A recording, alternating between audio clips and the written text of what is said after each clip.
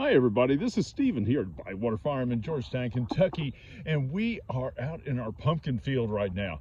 Look at that. I came out here and I said, I just gotta show you this. The pumpkins are starting to bloom. Let me get down here and I'll show you exactly what I'm talking about. Here are our pumpkins blooming their heads off today. The first day sending up all these blooms, and look right down inside of there. You see that Mr. B? You see him? Awesome. Now these are all male blooms right now. The pumpkin sends up only male blooms this early in the season because that way they attract the bees to the pumpkin field, and then in a few days they will start sending up the female blooms also, once the bees get used to coming into the field. Now you say, how do you know this is a male bloom? Well, let me show you. I'm going to pull that bloom off that little bee was in a while ago, and right here, right below the bloom, would be a little tiny bulb, which would be the future pumpkin. So that's how I know that this is a male bloom, because that little tiny bulb is not there. Now if you look at this, isn't that beautiful?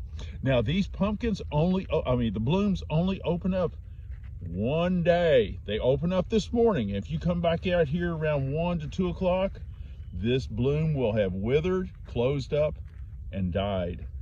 So the bees are out here constantly, and they see, here's the bloom here that's going to open up, say, tomorrow, and here's one the next day, and here's one tomorrow. Now these are all, if you notice, there's no little bulb. The future pumpkin is not below there.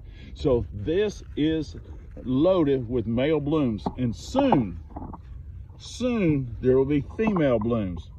But right now the pumpkins are starting to run and throwing up their blooms to attract the bees. But you say, well, how far do the bees have to come to? Well, let me show you. Right there, that's our beehives. Absolutely. So they just fly over here about 100 feet and they have a smorgasbord of blooms to pollinate. So that's us in our pumpkin field for here.